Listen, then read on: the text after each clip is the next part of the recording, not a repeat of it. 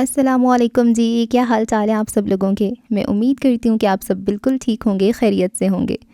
آج ہم ایک بہت ہی زبردست اور بہت ہی اچھا ناول پڑھنے والے ہیں جس کا نام ہے بسمل اور اس کی مصنفہ ہیں مہر النساء شاہ میر۔ مہر النساء شاہ میر کے میں 3 ناولز آلریڈی پڑھ چکی ہوں، جن میں ایک بخت ہے، بگی نمبر 12 ہے اور باب دہر ہے۔ وہ تینوں ناولز مجھے بہت پسند آئے تھے اور یہ بھی ناول یقیناً بہت پسند آنے والے آپ سب کو۔ ان کا اب تک کا میرے خیال سے ان کے اکارڈنگ یہ بہترین ناول ہے اور اس کو اتنا لوگوں نے پسند کیا، اس کی مجھے اتنی زیادہ ریکویسٹ آئی تھی، تو میں نے کہا چلیں سٹارٹ کرتے ہیں اس کو۔ تو بغیر وقت ضائع کیے کرتے ہیں ناول کا آغاز۔ چینل کو کر لیں سبسکرائب اگر آپ نے پہلے سے نہیں کیا ہوا تو۔ قسط نمبر 1، باب اول، تاثر۔ اور کبھی نہ کرنا اعتبار کسی شخص کے پہلے تاثر پہ، کیونکہ انسان کبھی وہ نہیں ہوتے جو تاثر دیں وہ پہلی ملاقات میں۔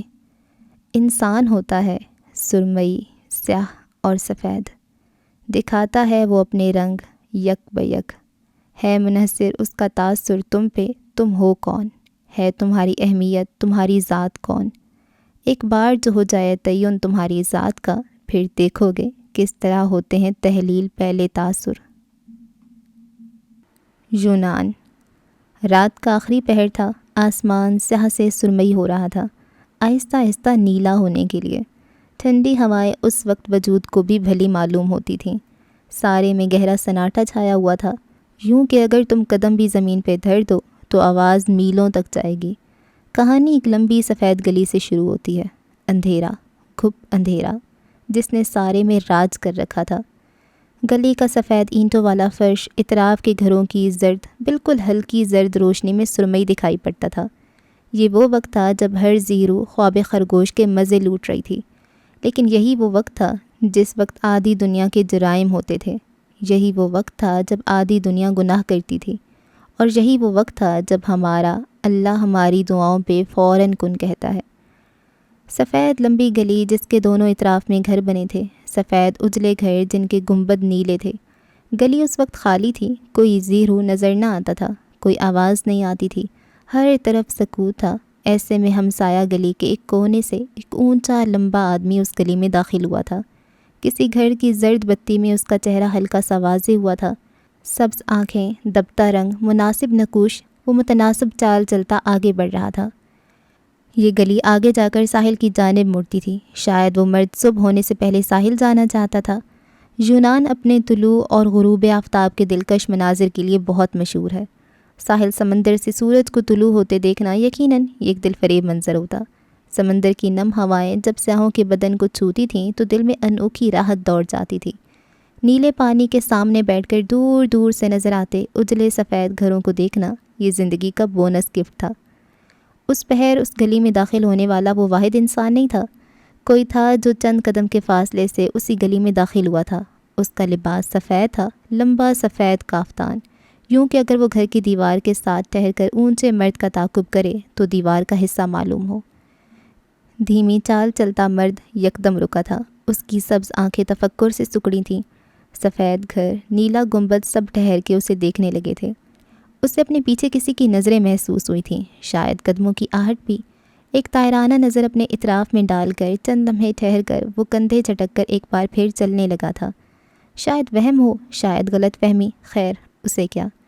وہ مسرور تھا، مسکراتا ہوا، بے پرواہ سا۔ چند قدم، چند مزید قدم، مزید چند قدم، اور وہ ایک بار پھر ٹھہر گیا۔ اب کی بار اس کی آنکھوں میں ہلکا سا خوف تھا، چہرہ فکر مند۔ وہ دیار غیر میں تھا اور پچھلے ایک ہفتے سے اسے کوئی اپنے قریب محسوس ہوتا تھا۔ کوئی تھا جو اس پر نظر رکھے ہوئے تھا، کوئی اس کے ساتھ قدم اٹھاتا تھا، اس کا تعاقب کرتا تھا۔ وہ محسوس ہوتا تھا، نظر نہیں آتا تھا، اور اس کی یہی خصلت خوف زدہ کرتی تھی، بے چین کرتی تھی۔ سبز آنکھوں والے مرد کو یکدم جان کا خوف لاحق ہوا۔ اب وہ تیز تیز قدم اٹھانے لگا، چال کی مسروری دم توڑ گئی تھی، اب محض جلدی تھی، اس نہ ختم ہونے والی سفید گلی سے نکلنے کی جلدی۔ نم ہوائیں اب سازش کی بو سے بھر رہی تھیں، دم گھٹ رہا تھا۔ ہر چند لمحہ بعد اسے اپنے عقب سے آتی آہٹ مزید تیز ہوتی محسوس ہو رہی تھی، دل زور زور سے دھڑک رہا تھا۔ رات کی تاریکی میں اپنے تعاقب کار کا خوف اس کے دل کو برف کیے جا رہا تھا۔ وہ تیز تیز چلتے ہوئے جو ہی پیچھے دیکھتا گلی میں کوئی نظر نہ آتا۔ خوف سے اس کے سارے جسم میں ایک لہر دوڑ جاتی تھی۔ اس کے قدموں کی تیزی کے ساتھ تعاقب کار کی نظروں کی تیزی بھی بڑھ رہی تھی۔ یوں لگتا تھا جیسے وہ ایک پل کے لیے بھی اس سبز آنکھوں والے مرد کو آنکھ سے اوجھل ہونے نہیں دے سکتا تھا۔ کلک کی آواز کے ساتھ سبز آنکھوں والے مرد کا دل ایک پل کو رک گیا تھا۔ اسے یقین آنے لگا اس کے عقب میں کوئی ہے، اور جو ہے اس نے ابھی ابھی اپنی گن لوڈ کی تھی۔ جان کا خوف بڑے بڑے سورماؤں کی حکمت عملی کو ردی کا ٹوکرا بنا دیتا ہے۔ اسی لمحے اونچے لمحے مرد کو احساس ہوا تھا وہ محض تعاقب کار نہیں تھا، وہ جان لینے آیا تھا۔ تیز تیز چلتے قدم اب دوڑنے لگے تھے۔ اسے موت کا خوف تھا یا شاید نہیں تھا، اسے بس یہ خوف تھا کہ یوں دیار غیر میں، یوں غیر مذہبیوں کے درمیان اسے نہ مارا جائے، کم از کم جینے تلک تو نہ مارا جائے۔ گلی کے عین بیچوں بیچ سبز آنکھوں والا مرد ٹھہر گیا تھا۔ اس کے چہرے پہ ہلکا ہلکا خوف تھا۔ گلی کی زرد بتیوں میں اس کے چہرے پہ پسینے کی بوندیں نظر آتی تھیں۔ وہ کچھ سوچ کر رکا تھا۔ لمبی سفید گلی یوں تھی جیسے بھول بھلیاں ختم ہی نہ ہوتی تھی۔ تعاقب کار اب دیوار کی اوٹ میں ہو گیا تھا۔ سبز آنکھوں والے مرد نے جھک کر گھٹنوں پہ ہاتھ رکھتے ہوئے چند گہرے سانس لیے۔ سانس بحال ہوا، خوف سائل ہوا، تعاقب کار نظر نہیں آیا۔ مرد سیدھا ہوا، اب وہ الٹے قدم چلنے لگا تھا، آہستہ آہستہ بلی کی چال ہو جیسے، آنکھیں عقاب جیسی، بدن چکنا۔ شاید اس نے کوئی حکمت عملی تیار کر لی تھی۔ الٹے قدم لیتے ہوئے وہ چند قدم ہی چلا ہوگا جب اس کا تعاقب کار اس کے قدموں کی آہٹ سن باہر نکل آیا، اور اسے بغیر ایک لمحے کا وقت دیے سبز آنکھوں والے مرد نے ہاتھ میں پکڑی ایئرپورٹ کی ڈبی اچھال کر اس کے عین سر کے مقام پہ دے ماری۔ اس کا نشانہ اچھا تھا۔ سفید کافتان والا آدمی گھٹنوں کے بل نیچے بیٹھ گیا۔ درد کی ایک لہر تھی جو اس کے سر میں اٹھی تھی۔ اونچا لمبا آدمی اب تیز تیز قدم اٹھاتا گلی میں ایک جانب کو مڑ گیا تھا۔ جب تک اس کا تعاقب کار اٹھا، دکھتے سر کو انگلیوں سے مسلا، تب تک وہ اپنے ہدف کو کھو چکا تھا۔ پیر پٹکتے ہوئے وہ واپس گلی میں چلا گیا۔ یہاں سے چند قدم دور ایک سفید گھر کی اوٹ میں وہ شخص بیٹھا تھا، وہ جس کی آنکھیں سبز تھیں۔ گھر کی بالکنی سے لٹکتی گلابی پھولوں کی لڑی اس کے بالوں کو چھو رہی تھی۔ اس کی آنکھیں اب چمک رہی تھیں، خوف سائل ہو چکا تھا۔ مہدی کو لوگ ڈراتے نہیں، فیسینیٹ کرتے ہیں، وہ زیر لب بڑبڑایا اور اٹھ کھڑا ہوا۔ اس کی آنکھوں میں عجیب چمک تھی، مرنے سے بچ کر زندگی کی جانب آنے والی چمک۔ چند لمحہ بعد اس نے اپنا موبائل نکالا اور مزید چند لمحوں بعد گلی میں اس کے موبائل سے نکلتی اونچی اونچی آواز گونج رہی تھی۔ یہ راتیں، یہ موسم، ندی کا کنارہ، یہ چنچل ہوا۔ وہ مسرور سا سر دھنتے ہوئے جا رہا تھا۔ ساحل، سمندر، طلوع آفتاب، پرانے گانے، کوئی ہے تو روک کر دکھائی اسے۔ بلوچستان۔ اللہ اکبر، اللہ اکبر، اللہ اکبر، اللہ اکبر۔ بلوچستان کے شہر گوادر کے قریب ایک گاؤں میں فجر کی اذانیں بلند ہوئیں تو زمانے کی ساری کثافت دھلنے لگی۔ چھوٹے سے گاؤں کی مسجد کی اذان سارے گاؤں کی گلی کوچوں میں دوڑتی چلی گئی۔ آسمان سیاہ تھا، یہ فجر کی پہلی اذان تھی۔ کچھ لوگوں نے سن کر لبیک پڑھا اور کچھ تھے جو سن کر بھی سوتے بنے، اس بات سے انجان کہ جس ہستی کو نیند میں ہونے کا دھوکہ دے رہے ہیں، اس نیند اور سکون کو بنانے والا بھی وہ خود ہے۔ الصلاۃ خیر من النوم، الصلاۃ خیر من النوم۔ مؤذن نے اپنی آخری سی کوشش بھی کر کے دیکھ لی، لیکن کچھ تھے جنہوں نے نیند کو ترجیح دی اور کان لپیٹ کے سوتے پڑے رہے۔ مؤذن خاموش ہوا تو سارے میں جیسے خاموشی پھیل گئی ہو، سارا گاؤں ساکن ہو گیا۔ اسی پہر ایک چھوٹے سے گھر میں موبائل کے الارم کی چیختی چنگھاڑتی ہوئی آواز نے کسی کی نیند میں خلل پیدا کیا تھا، جسے نظر انداز کیا گیا، لیکن زیادہ دیر تک نہیں۔ چھوٹے سے کمرے میں گونجنے والی آواز سر پہ ہتھوڑے کی مانند برس رہی تھی۔ لکڑی کے درمیانے سائز کی پلنگ پہ لیٹی دو لڑکیوں کی نیند بہت بری طرح خراب ہوئی تھی۔ کمرہ نہ زیادہ چھوٹا تھا نہ بڑا، بس درمیانہ تھا۔ کمرے کے عین بیچ میں لکڑی کا پلنگ تھا۔ دائیں جانب والی دیوار میں دیوار گیر الماریاں تھیں، جامنی رنگ کی الماریاں۔ زینی بند کرو اس منحوس کو، نیند میں ڈوبی ہوئی آواز، اور اس آواز کے ساتھ ہی موبائل کی آواز دم توڑ گئی۔ دوسری لڑکی نے تکیے کے نیچے سے موبائل کھینچ نکالا تھا اور الارم بند کر دیا۔ سکون سا تھا جو چھوٹے کمرے میں ایک بار پھر پھیل گیا۔ چند لمحے موبائل بند کرنے والی لڑکی یوں ہی پڑی رہی، آنکھیں نیند سے بھری بھری تھیں، کچھ سرخ بھی، لیکن وہ انہیں بامشکل کھولے ہوئے تھی۔ کاش فجر فرض نہ ہوتی، وہ روزانہ دہرائے جانے والی سطر دہراتی اٹھ بیٹھی تھی۔ مندی مندی آنکھوں کو مسلتی وہ کسل مندی سے چند منٹ بستر پہ بیٹھی رہی۔ نیم اندھیرے میں اس کا چہرہ واضح نہیں تھا، لیکن وہ کافی دراز قد معلوم ہوتی تھی۔ چند پل بعد اس نے پیر بستر سے نیچے اتارے تھے۔ دوسری لڑکی دوبارہ سو چکی تھی، وہی جو الارم کی آواز سے بیزار ہوئی تھی، اور وہ جو اٹھ بیٹھی تھی وہ اب اپنے موبائل کی ٹارچ لائٹ آن کرتی کمرے کا دروازہ پار کرتی باہر نکل آئی تھی۔ اسے وضو جو کرنا تھا۔ چند پل بعد وہ واپس لوٹی تو آدھی بھیگی بھاگی سی تھی۔ نہ جانے کیوں وہ وضو کرتے وقت خود کو اتنا بھگا دیتی تھی۔ واپس آ کر اس نے کمرے میں موجود واحد سوئچ بورڈ پہ ہاتھ مارا تو سارا کمرہ پیلی زرد روشنی میں ڈوب گیا اور اسی لمحے اس کے نقوش واضح ہوئے تھے۔ دراز قد سراپا، دبلی پتلی جسامت، بیضوی چہرہ جو کہ شفاف تھا، آنکھیں سنہری تھیں، زیادہ بڑی نہیں بس درمیانی، رنگت صاف تھی، گوری گلابی سی۔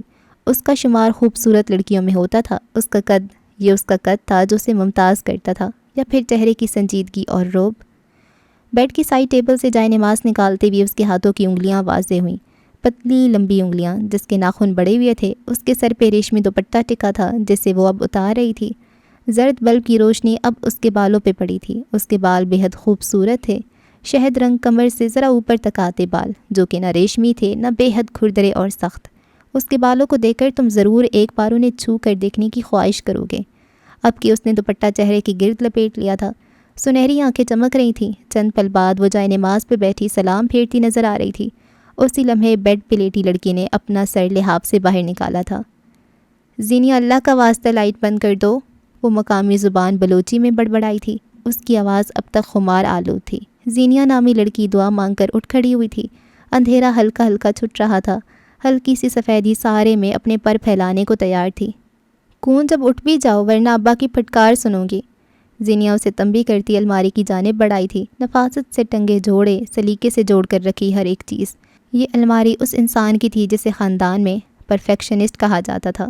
مجال ہے جو زینیا حاکم کی کوئی بھی چیز یہاں سے وہاں ہو جائے۔ ذرا سا ہاتھ مار کر بلاخر اس نے اپنی مطلوبہ شے نکال لی تھی، اس کا کیمرہ، اس کی متاع حیات اور اس کی فوٹوگرافی کے چند مزید سامان۔ کونج میں چھت پہ جا رہی ہوں، واپس آؤں تو تم مجھے جگی ہوئی چاہیے ہو۔ اب وہ دراز کھولے کھڑی تھی جس میں مختلف رنگز پڑی تھیں، ایک گول، ایک چکور اور ایک تکون۔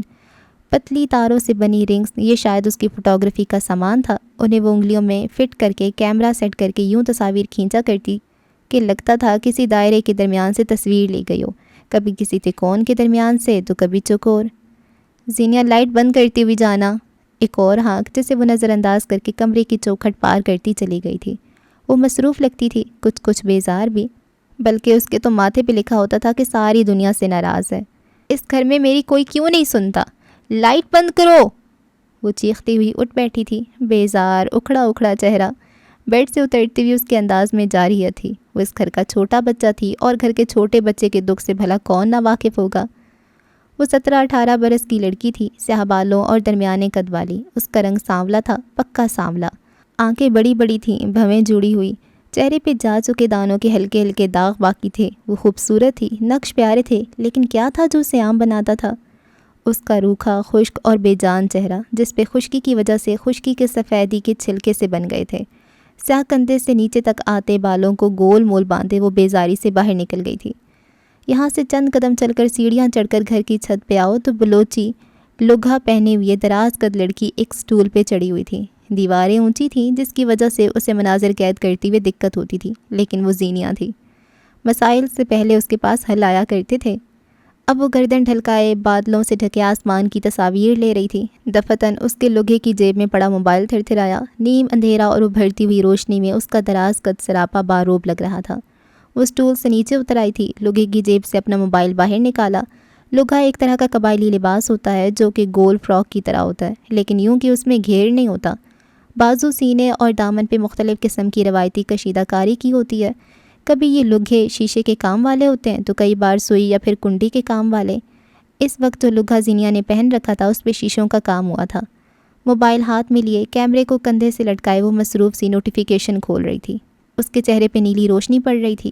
اسی نیلی روشنی میں اس کی فیروزے کی نوز پن نظر آئی تھی۔ یوں لگتا تھا جیسے اس کی ناک کے لیے ہی بنی ہو۔ کبھی کبھی کسی انسان کے ہاتھ، گلے یا تن پہ پہنچی چیز اتنی سج رہی ہوتی ہے کہ یوں لگتا ہے جیسے یہ اسی کے لیے بنی ہو۔ زبردست! آپ کے لیے کام ہے مس حاکم، چند دن بعد ایک ٹریول گروپ آپ کے علاقے آ رہا ہے، کیا آپ ان کے لیے فوٹوگرافی کر سکتی ہیں؟ انگریزی میں لکھا ایک تفصیلی پیغام۔ اس کی سنہری آنکھیں چمک اٹھی تھیں، لبوں پہ ہلکی سی مسکان تھی۔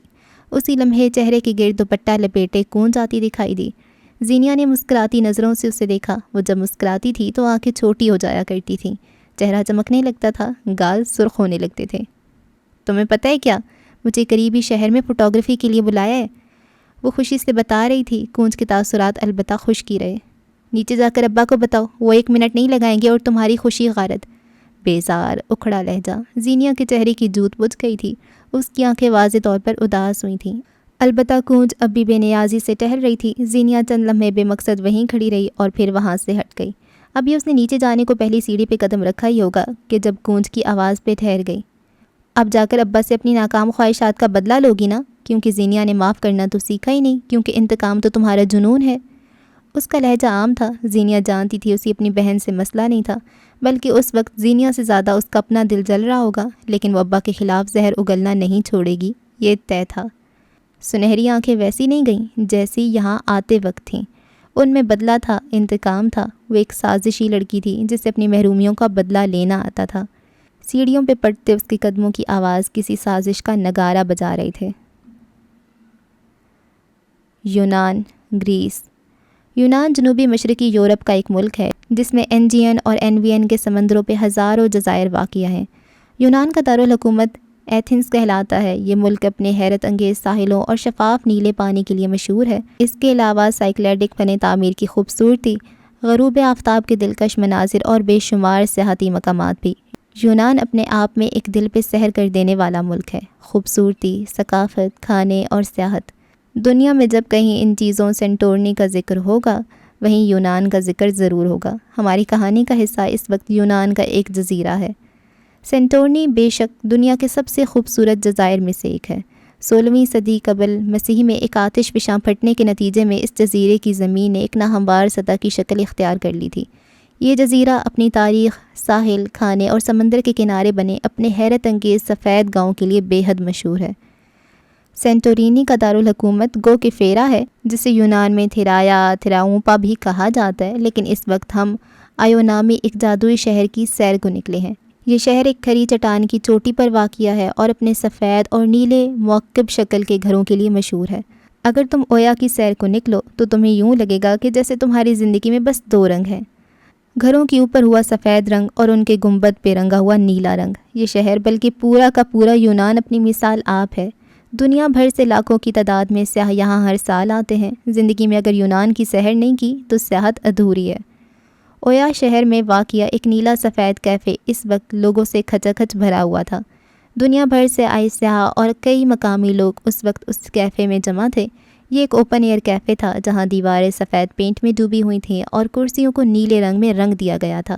نرم گرم دم توڑتی دھوپ کرسیوں پر بیٹھے لوگوں پہ پڑ رہی تھی۔ جہاں کرسیاں ختم ہوتی تھیں وہیں اسی اختتام پر ایک سٹیج نما جگہ بنائی گئی تھی۔ شاید لوگ کسی کا انتظار کر رہے تھے، کوئی تھا جو یہاں آ کر ان سے مخاطب ہونے والا تھا۔ سٹیج کی ایک جانب ایک لمبا چوڑا پوسٹر لگا تھا جس پہ اس انسان کی تصویر لگی تھی، ہاں اسی کی جس نے بھی کچھ دیر میں یہاں آ کر ان تمام لوگوں کو اپنی بات سنانی تھی، کیونکہ اسے باتیں ہی آتی تھیں۔ انتظار کرتے کوفت زدہ چہروں، اشتیاق میں ڈوبی اپنی کافی ٹھنڈی کرواتے لوگوں کو چھوڑ بیک سٹیج کی جانب آؤ تو یہاں کھڑا تھا وہ آدمی، وہی جس کا چہرہ پوسٹر پہ لگا تھا۔ یہاں کافی چیزیں پھیلی ہوئی تھیں، کپڑے، جوتے، لوگ۔ شاید یہ شو بے حد جلدی میں ارینج کروایا گیا تھا۔ دراز قد مرد سیدھا کھڑا تھا، اس کے آس پاس 2 لوگ تھے۔ ایک اس کا مائک اس کی کمر پہ فٹ کر رہا تھا اور دوسرا اسے بار بار ایک ورق پہ لکھے الفاظ دہرانے میں مدد دے رہا تھا۔ یہ زبان اس کے لیے انجان تھی، اسے الفاظ رٹنے میں دقت ہو رہی تھی، وہ سخت بیزار نظر آتا تھا۔ اس کے قد کے علاوہ ایسا کچھ نہیں تھا جو اسے قابل غور بناتا۔ سانولی رنگت رکھنے والا عام شکل مرد جس کے بال سیدھے تھے لیکن بے حد سٹائلش انداز میں کٹے ہوئے، ناک کھڑی تھی، نقوش عام سے ایک عام پاکستانی نقوش۔ وہ خوبصورت نہیں تھا، پرکشش بھی نہیں۔ اس کے چہرے پہ بس ایک چیز تھی جو چند پل کے لیے اسے دیکھنے کو مجبور کر دے گی، اس کی سبز کائی جیسی آنکھیں، وہ جو اسے مشرقی ہوتے ہوئے مغربی بناتی تھی۔ اس کی کمر پہ مائک کی تار فٹ کرتے ہوئے لڑکے نے شاید کوئی غلطی کر دی تھی، تار ٹوٹ کر نیچے گر گئی، مائک کا کنیکشن بھی ٹوٹ گیا۔ اب کہ اس سبز آنکھوں والے مرد کی بس ہو چکی تھی، اس کی کوفت غصے میں بدل چکی تھی۔ اس نے ہاتھ میں پکڑے کاغذ کو مروڑ کر دور پھینکا اور مائک لگاتے لڑکے کو دھکا دے کر خود سے دور ہٹایا۔ اس کا چہرہ دہک رہا تھا، جبڑے بھنس گئے تھے۔ پچھلے 1.5 گھنٹے سے تم لوگوں نے مجھے یہاں ذلیل کر رکھا ہے، وہ دھیمی آواز میں غرایا تھا۔ میں کوئی عام آدمی نہیں ہوں، میں مہدی کمبیر ہوں۔ میں نے اپنے مصروف ترین شیڈیول میں تم لوگوں کے لیے وقت اس لیے نہیں نکالا تاکہ مجھے یہاں ذلیل ہونا پڑے۔ اس کی آواز بلند نہیں تھی لیکن اس میں واضح حد تھی۔ ٹیم کے لوگ اسے رام اپ کرنے کی کوشش کرنے لگے تھے۔ میں مائک لگا دیتا ہوں سر آپ کو۔ جہنم میں جاؤ تم اور تمہارا مائک۔ اس نے نوچ کر اپنے کانوں سے ایئر پیس اتارا تھا۔ جاتے جاتے ہاتھ میں پکڑا مائک زور سے پرے اچھالا جو کہ سیدھا ساتھ بیٹھے لڑکے کے ماتھے پہ آ کر لگا تھا۔ پک منگو کے بھی کام کرنے پڑیں گے اب، وہ اردو میں بڑبڑاتا ہوا باہر نکل گیا تھا۔ پیچھے اس لڑکے کے ماتھے سے سرخ پتلا خون بہنے لگا تھا۔ وہ 18 سالہ لڑکا نم آنکھوں سے اسے باہر جاتے ہوئے دیکھتا رہا۔ وہ پبلک سپیکر جس کی لاکھوں لوگ مداح تھے، وہ جو نرم خوش گفتار تھا، اس کا اصل یہ تھا۔ وہ خود کو کیا دکھاتا تھا اور تھا کیا؟ یونانی لڑکا روتے ہوئے اس کی پشت کو دیکھتا رہا۔ وہ چہرے پہ مکھٹ اوڑھے گھومتا تھا، باتیں جھوٹی تھیں اور آنکھوں کی معصومیت فریب۔ وہ ایسا بالکل نہیں تھا جیسا مشہور تھا، سچا، معصوم، نرم گو۔ اسلام آباد اپنے آپ میں مگن، خاموش، پرسکون سا شہر ہے۔ کچھ لوگوں کو یہ شہر بورنگ لگتا ہے، لیکن کچھ لوگوں کے لیے اس شہر کا سکون ان کی متاع حیات ہوتا ہے۔ ہماری کہانی کا حصہ ایک شیشے کی عمارت ہے۔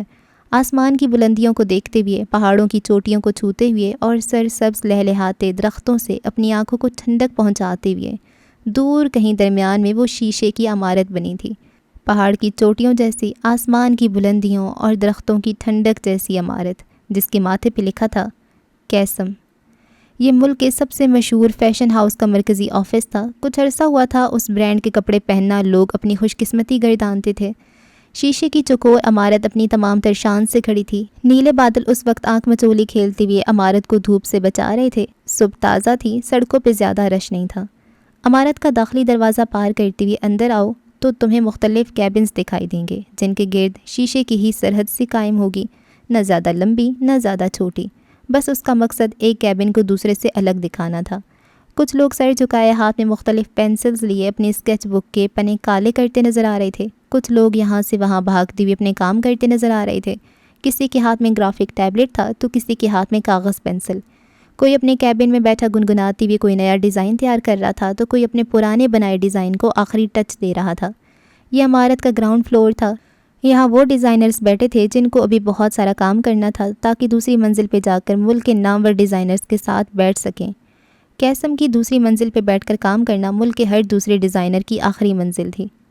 دوسری منزل کے دورے کو فی الحال پینڈنگ پہ چھوڑ کر ہم تیسری اور آخری منزل پہ جائیں گے۔ یہاں مختلف آفسز بنے تھے، چھوٹے چھوٹے کوزی آفس رومز، جن کی دیواریں شیشے کی بنی تھیں، یوں جیسے گلاس والز۔ مرمری راہداریوں میں بھورے سنگے مرمر کے فرش پہ قدم رکھتے ہوئے یہاں سے وہاں آتے جاتے ڈیزائنرز، ان کی جھب ہی نرالی تھی۔ نچلی منزل کے برعکس یہاں کام کرتے لوگوں کی ناک ذرا اونچی تھی۔ وہ تم سے بات کریں گے تو گویا احسان کریں گے، تمہیں وقت دیں گے تو گویا جنت کا اعلان کریں گے۔ راہداریوں کے اختتام پہ ایک ہی آفس تھا جہاں سے آگے جانے کی کوئی جگہ نہیں تھی۔ اگر تمہیں آفس کا نقشہ سمجھنے میں دقت ہو رہی ہو تو یوں سمجھو جیسے ایک گلی میں سڑک کے دونوں اطراف بنے گھر، اور گلی کے اختتام پہ تمام راستوں کو بند کرتا ایک آخری گھر، ایک شاہی گھر۔ اسی شاہی گھر نما آفس کا دروازہ کھول کر اس وقت ایک آدمی باہر نکلا تھا۔ اس کی چال بادشاہوں جیسی تھی اور اس کا قد، اس کا سراپا یوں تھا جیسے موت کے آخری لمحے تمہیں بچانے والا کوئی عظیم فرشتہ۔ فرشتے نما انسان کے سامنے ایک شخص کھڑا تھا۔ وہ جو اس کے ساتھ ہی باہر آیا تھا، اس کے چہرے پہ خوف تھا، پشیمانی تھی۔ وہ کوئی 35-36 برس کا عام صورت مرد تھا۔ اس کا نام ولید تھا۔ وہ کیسم کا سب سے ہائی کوالیفائڈ ڈیزائنر تھا۔ اس کے بنائے ڈیزائن کئی سالوں یاد رکھے جاتے تھے۔ اس کے ہاتھوں میں جادو تھا، اس کا دماغ عظیم تھا۔ تم وہ آدمی ہو جس نے کیس کمبیر کو دھوکہ دیا۔ شہنشاہ نما آدمی، اس کی آواز راہداری میں گونجی تو سارے لوگ ٹھہر سے گئے۔ کچھ کی انگلیاں فوراً حرکت میں آئیں، دھڑا دھڑ میسیجز کیے گئے۔ نچلی اور درمیانی منزل کے ورکرز کو بلایا جانے لگا۔ کیس آج پھر فارم میں آیا تھا۔ کیس آج بولنے والا تھا۔ سارے آفس بلکہ ساری دنیا پہ فرض تھا کہ اسے سنا جائے۔ وہ اتنا کم بولتا تھا کہ کئی لوگ اس کی آواز سننے کے لیے بےتاب رہا کرتے تھے۔ تم نے ہمارے سمر کلیکشن کے visual, sketch art, inspiration story, ہماری سال بھر کی محنت بیچ دی۔ اس کی بھاری آواز سارے میں ارتعاش سا پیدا کر رہی تھی۔ وہ جہاں کھڑا تھا اس جگہ ہلکا سا اندھیرا تھا۔ اس کا چہرہ واضح نہیں تھا لیکن اس کی آواز کافی تھی، اچھی تھی، جیسے خمار زدہ سی نیند میں ڈوبی ہوئی۔ آئی ایم سوری کیس، میں یہ نہیں کرنا چاہتا تھا، میں مجبور تھا کیس، میری بیٹی بہت بیمار تھی، اسے علاج کی ضرورت تھی، آپ سے ملنے والی تنخواہ بے حد کم تھی۔ میں ولید ہکلا رہا تھا۔ دھوکہ کبھی مجبوری نہیں ہوتا، یہ چوائس ہوتا ہے۔ تم نے اسے چنا ہے۔ فرشتہ صرف انسان نے اس کی بات کاٹی تھی۔ آس پاس کھڑے لوگ چہمگوئیاں کرنے لگے تھے۔ اب کے نچلی اور درمیانی منزل کے ملازم بھی یہیں جمع ہونے لگے تھے۔ لمبی چوڑی گلی نما راہداری اب کھچا کھچ بھر چکی تھی۔ میں شرمندہ ہوں کیس، آدمی ندامت سے سر جھکا کر بولا تھا۔ اس کی آنکھیں سرخ ہونے لگی تھیں، گردن جھک گئی تھی۔ غلط کام یوں ہی گردن جھکا دیتے ہیں۔ کیا تم مجھے یہ بتاؤ گے کہ تم نے مجھے دھوکہ دینا کیوں ضروری سمجھا؟ کیس نامی آدمی آگے بڑھا تھا۔ اب کی راہداریاں روشن ہو گئی تھیں۔ شاید کوئی مسئلہ تھا جو حل ہو گیا تھا۔ اس آدمی کے ارد گرد بھلا اتنے مسائل کیوں رہتے تھے؟ میں مجبور تھا کیس، مجھے زیادہ پیسے چاہیے تھے۔ میں نے دوسرے برانڈ سے بات کی، ان لوگوں نے مجھے ایک آرٹیکل سکیچ کرنے کو کہا۔ آدمی رک رک کر ندامت سے کہہ رہا تھا۔ کچھ لوگ اسے تعصب سے دیکھ رہے تھے، کچھ تمسخر سے، کچھ حسد سے۔ میں نے حامی بھر لی۔ میں کام پہ لگ گیا، حالانکہ یہ میرے کانٹریکٹ کے خلاف تھا۔ میں آپ کے علاوہ کسی کے لیے کام نہیں کر سکتا تھا، لیکن میں نے کیا۔ اس کی آواز میں نمی گھل گئی۔ فرشتہ صفت انسان بس اس کے چہرے کو دیکھتا رہا۔ جو ویژولز قسم کے لیے تھے وہ اٹھا کر دے دیے، لیکن میں کام نہیں کر پایا۔ میرا بلاک شروع ہو گیا تھا اور میں نے وہ I am sorry case, I am so sorry, مجھ سے میری زندگی کی سب سے بڑی غلطی ہو گئی، آئی ایم سوری۔ آدمی کے بس میں نہ تھا کہ کیس کے پاؤں میں گر پڑتا۔ وہ مرد ہو کر اس طرح رو رہا تھا۔ آپ مجھے نوکری سے نکال سکتے ہیں، لیکن میں التجا کروں گا کہ مجھے ایک چانس دیا جائے۔ میں نے قیسم کو اپنے 6 سال دیے ہیں، میری ایک غلطی کی وجہ سے میری نوکری ختم مت کریں۔ ملازمین اب اسے ترہم سے دیکھ رہے تھے، کچھ حسد سے، کاش اسے نکالا نہ جائے۔ پہلے گروہ نے سوچا خدا سے جہنم واصل کرے، دوسرے گروہ نے سوچا تھا۔ اب راہداریوں میں بس آدمی کے رونے کی آواز آتی تھی۔ وہ دھوکے باز وسل بلوور بعد میں تھا، پہلے باپ تھا۔ کیس 2 قدم آگے آیا، اس کا چہرہ اب اس کے سامنے تھا، ہر اندھیرے سے پاک، روشنیوں میں نہایا ہوا۔ اس کی رنگت گندمی مائل سی تھی، اس کے نقوش خوبصورت تھے، آنکھیں سیاہ تھیں، ناک اٹھی ہوئی، بال ہلکے گھنگریالے تھے، یوں کہ اس کی شخصیت پہ بے حد خوبصورت معلوم ہوتے تھے۔ اگر اس کے بال گھنگریالے نہ ہوتے تو وہ کچھ بھی لگ سکتا تھا سوائے وجیح کے۔ اس کے چہرے پہ ہلکی بڑی شیپ تھی جو اس کی کشش میں مزید اضافہ کرتی تھی۔ اس نے سرمئی 2 پیس پہن رکھا تھا، کلائی میں برانڈڈ گھڑی، پیروں میں لاکھوں روپے کے جوتے۔ وہ اس سلطنت کا بادشاہ تھا۔ کیس گمبھیر۔ تم نادم ہو؟ وہ اس ملازم کے سامنے کھڑا پوچھ رہا تھا۔ ولید نامی ملازم کے رونے میں شدت آ گئی تھی۔ میں شرمندہ ہوں کیس، خدا کی قسم میں بے حد شرمندہ ہوں، مجھے خدا کے لیے معاف کر دیں۔ آپ چاہے مجھے نوکری سے نکال دو، لیکن مجھے معاف کر دو۔ راہداری میں اب بس اس کے سسکنے کی آواز آتی تھی۔ سارے لوگ تماشا دیکھنے کے لیے کھڑے تھے۔ کیس کسی کی نوکریاں نہیں کھاتا، وہ فرشتے جیسا آدمی بولا تو چند ورکرز نے اسے فخر سے دیکھا۔ چند کی آنکھوں میں ناپسندیدگی تھی، چند نے اس فرشتے کو ڈھیروں دعائیں دے ڈالیں۔ تم ہمارے ساتھ کام کرو گے؟ کیس کے الفاظ اس روتے ہوئے آدمی کے اندر روح پھونک رہے تھے۔ اس کے بس میں نہ تھا، ورنہ اس فرشتے کے قدموں میں بیٹھ جاتا۔ وہ تشکر اور ممنونیت سے کیس کا چہرہ تک رہا تھا۔ اب کوئی کوتاہی مت کرنا ورنہ ذمہ دار تم خود ہوگے، کیس کہتے ہوئے آگے بڑھ گیا۔ ابھی وہ لوگوں کی نظروں سے اوجھل ہوتا کہ ایک آواز پہ رک گیا۔ آپ کو چاہیے تھا اسے نوکری سے نکال دیتے، کسی ڈیزائنر کی ناپسندیدگی میں ڈوبی آواز۔ کیس کسی کی نوکریاں نہیں کھاتا، اس نے ایک ہی سطر کہی تھی اور پھر وہ آگے بڑھتا چلا گیا۔ پیچھے راہداریوں میں لوگ اس کی پشت کو دیکھتے رہے۔ فرشتہ صفت آدمی روشنیوں اور لوگوں کے درمیان سے نکلتا ہوا جا رہا تھا۔ اس کے لب مسکرا رہے تھے، کسی انسان کو معاف کر دینے والی مسکراہٹ۔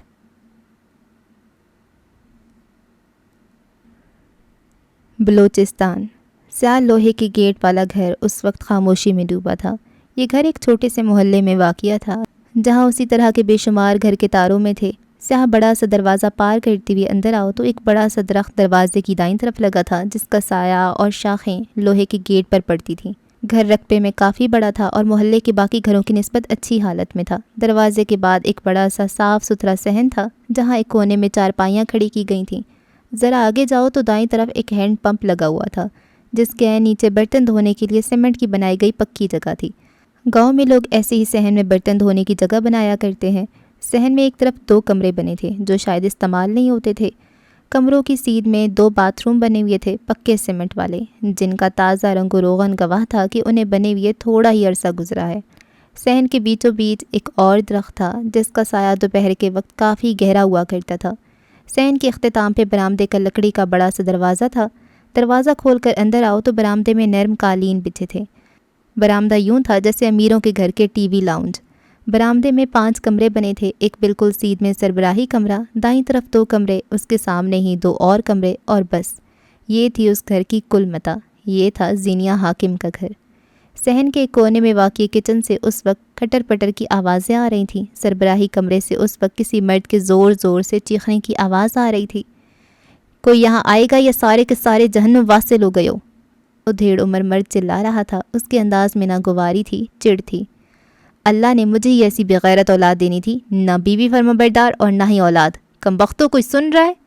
اب کہ وہ حلق کے بل چیخے تھے، باہر پانی کی موٹر چل رہی تھی جس کی وجہ سے صحن میں اس آدمی کی آواز نہیں جاتی تھی، لیکن سربراہی کمرے کے ساتھ والے کمرے میں یہ آوازیں بخوبی جا رہی تھیں، اور انہی آوازوں کو سنتے ہوئے زینیا نے بستر سے اپنے قدم اتارے تھے۔ اس کی بہن ساتھ سوئی پڑی تھی۔ زینیا اچھے سے جانتی تھی اس کی بہن سو نہیں رہی، اسے ابا کی سور پھونکتی آواز سنائی دے رہی تھی، لیکن وہ بس مکر کر رہی تھی، سونے کا مکر۔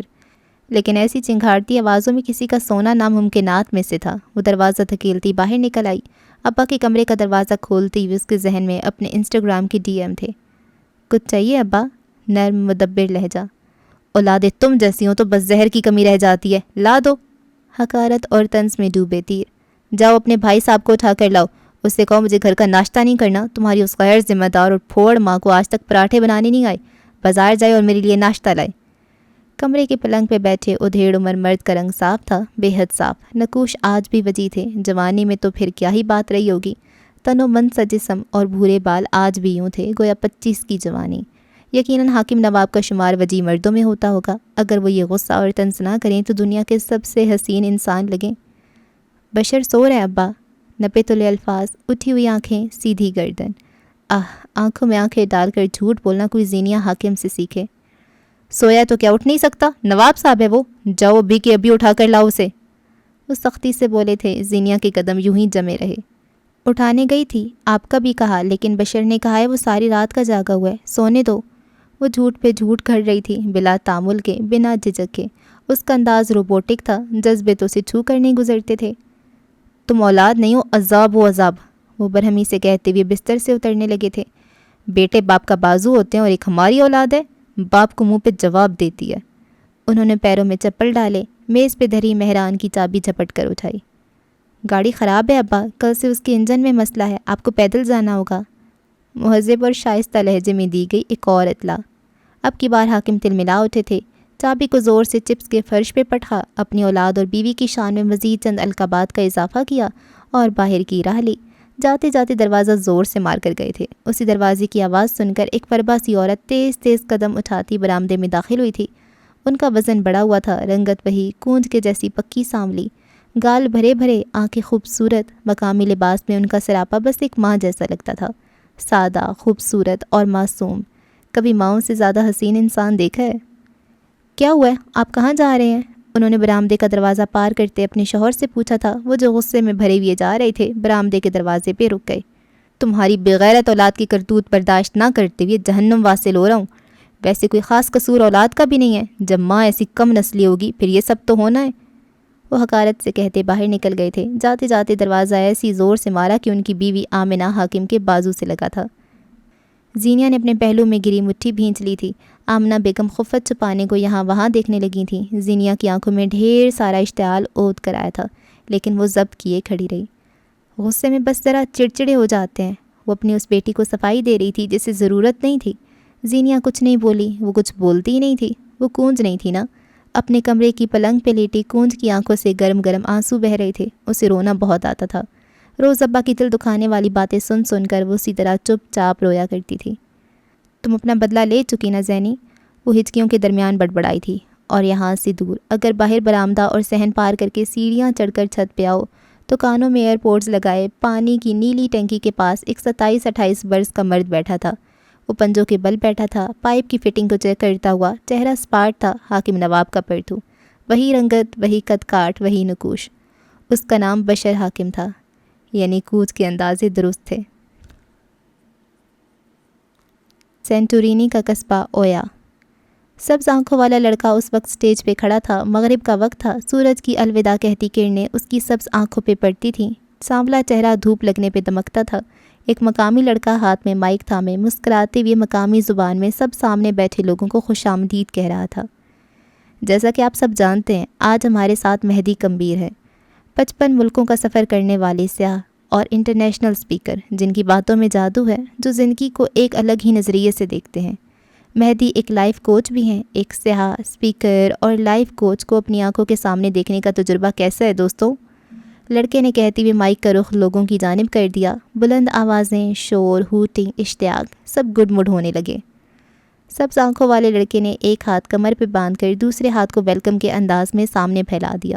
یہ اس کا شکریہ کہنے کا انداز تھا۔ مسکراہٹ تو اس کے ہونٹوں سے جدا نہیں ہوتی تھی۔ سبز آنکھیں اس کے ساتھ مسکرا رہی تھیں۔ کون کہہ سکتا تھا یہ وہی مہدی ہے جس نے کچھ دیر قبل اپنے ایک ساتھی کو زخمی کیا تھا؟ دوغلا، مکرباز۔ مقامی لڑکا اب بھی کچھ کہہ رہا تھا۔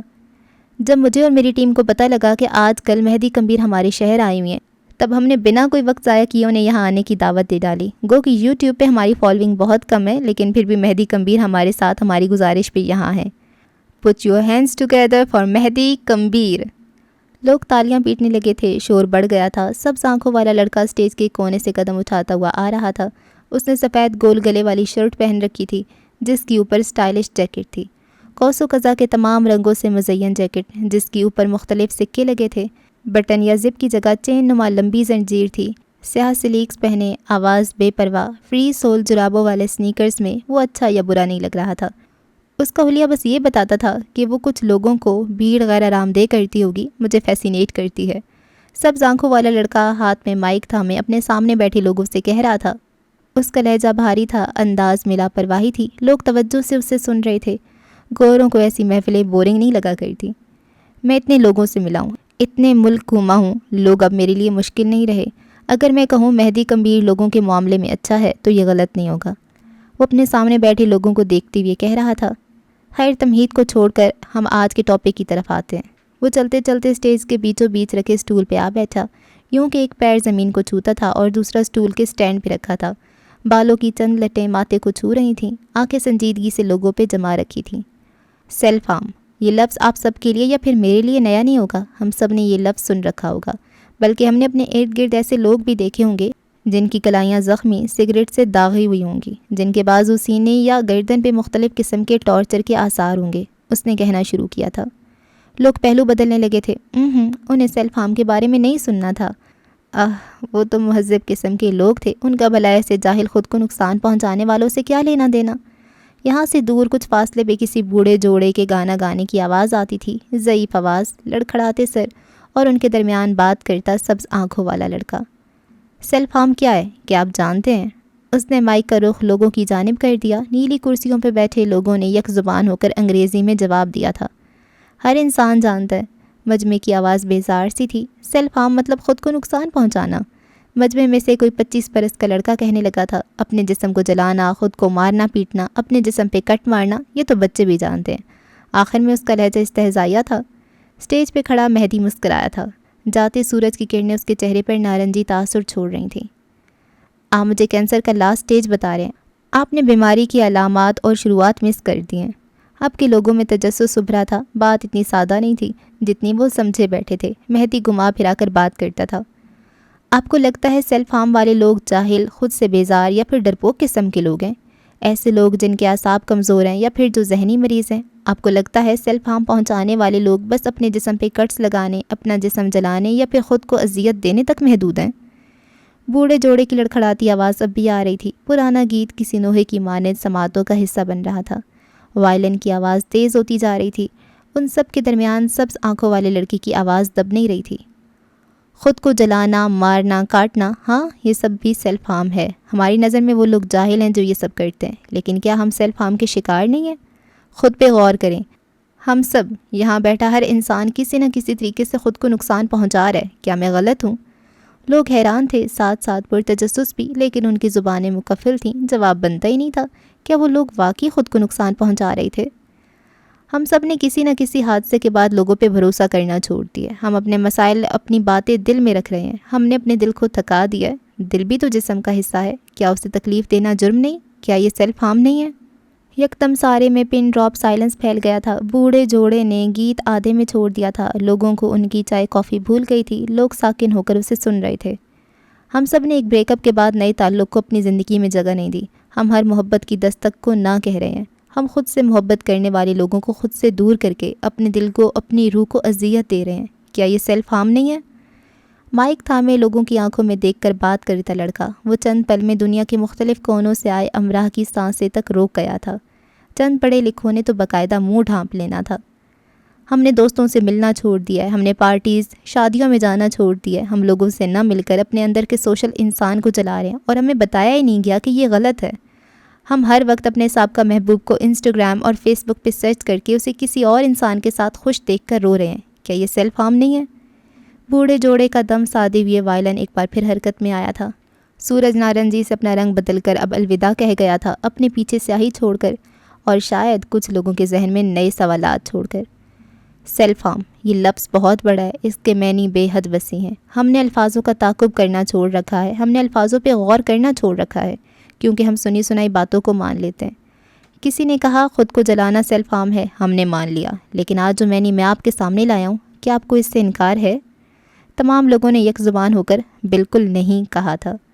غور سے سنو تو یوں لگے گا کہ بوڑھے جوڑے کے لڑکھڑاتے سروں اور ضعیف کانپتی آوازوں نے بھی لوگوں کی ہاں میں ہاں ملائی تھی۔ مہدی کمبیر کے سانبلے چہرے پر اب کیفے کی بتیوں کی روشنی پڑ رہی تھی۔ ہم سب اپنے وکٹمز ہیں، ہم سب سے زیادہ ظالم خود اپنے ساتھ ہوتے ہیں۔ دوست چھوڑ کر چلے گئے، ہم نے خود پہ محفلیں حرام کر لیں۔ بریک اپ ہو گیا، ہم نے خود پہ نئے تعلق حرام کر لیے۔ وہ اسٹول سے اٹھ کھڑا ہوا تھا، اس کا اونچا سراپا چھایا ہوا تھا، اس کا چہرہ سادہ تھا، لیکن کیا کوئی اس کی پچھلی حرکت بھول سکتا تھا؟ وہ اس وقت سٹیج پہ کھڑا سیلف ہارم کی بات کرتا شخص، یہ بس ایک اداکار تھا، ایک جھوٹا فریب کار۔ ہم فیل ہو جاتے ہیں تو خود پہ دوبارہ پاس ہو سکنے کی امید حرام کر لیتے ہیں، لیکن کیا اب وقت نہیں آیا کہ ان سب سے نکلا جائے؟ کیا وقت نہیں آیا کہ اب جا چکے لوگوں کے غم دور کیے جائیں؟ خود کے ساتھ ظالم بننا چھوڑ کر ہم آگے بڑھیں۔ سیلف ہارم کی ابتدا ہی غیر سوشل ہونا ہے، خود کو کوسنا اور چھوٹی چھوٹی باتوں سے خود کو اذیت دے کر خوش ہونا، یا پھر شاید ہم خوش بھی نہیں ہوتے۔ بہرے اب لوگوں کی سفید میزوں کے اوپر نیلے کافی کے مگ رکھ رہے تھے، ہلکی مدھم روشنی میں مختلف ثقافتوں سے آئے لوگ، نیلی کرسیاں، سفید عمارتیں، سب کچھ خواب جیسا تھا۔ لوگ آتے ہیں اور چلے جاتے ہیں، کچھ اپنی یادیں پیچھے چھوڑ جاتے ہیں اور کچھ پچھتاوے۔ اداس رہیں لیکن ایک مدت تک، روئیں لیکن چند دنوں تک، غیر سوشل رہیں، بریکس لیں، لیکن ایک وقت واپسی کا بھی ہونا چاہیے۔ خود کو لوگوں سے کاٹ کر رکھنا اپنی روح جلانا ہے، خود کو نئے تعلق میں نہ ڈالنا اپنے جسم کو کٹس لگانے جیسا ہے۔ ہم سب لوگ پڑھے لکھے یا شاید کسی اونچے مقام والے لوگ ہیں، لوگ ہمیں دیکھتے ہیں، ہم سے انسپائرڈ ہوتے ہیں۔ کیا یہ بہتر نہیں ہے کہ ہم خود ترسی کی مثال بننا چھوڑ کر اٹھ کھڑے ہوں؟ گرم کافی کے گھونٹ، پرانے گیتوں کی دم توڑتی آواز، براؤنیز اور چاکلیٹ بار کے نتنوں میں گھستی ہوئی خوشبو، اور سامنے کھڑا زندگی کے اہم پہلوؤں پہ روشنی ڈالتا وہ شخص، یہ سب ایک نعمت کے جیسا تھا۔ آج یہاں سے جاتے ہوئے اپنے ذہن میں ایک چیز رکھ لیں، سیلف ہارم کے اصل معنی، خود کو اذیت دینے کے اصل معنی، ہم سب لوگ بسمل ہیں۔ وہ ایک لمحے کو رکا۔ بسمل؟ اس لفظ پہ لوگوں کے چہروں پہ استعجاب ابھرا تھا۔ مہدی ہلکا سا مسکرایا۔ میرے کہنے کا مطلب تھا ہم سب زخم خوردہ ہیں، وونڈڈ، بسمل۔ اس نے انگریزی اور اردو میں دہرایا۔ لوگوں کے چہرے شانت ہو گئے۔ کچھ بسمل اپنے زخموں پہ مرہم رکھ کر اٹھ کھڑے ہوتے ہیں، کچھ انہیں ادھیڑے ہوئے رکھتے ہیں، کچھ بسمل ایسے ہوتے ہیں جن کے لیے کوئی مسیحا آتا ہے، لیکن ان سب میں بسمل کی سب سے بری قسم جانتے ہیں کون سی ہوتی ہے؟ ایک ایسا بسمل جو اپنے زخموں کو کھرچتا رہتا ہے، ایسا بسمل اپنے جسم اور روح کے لیے ایک عذاب ہوتا ہے۔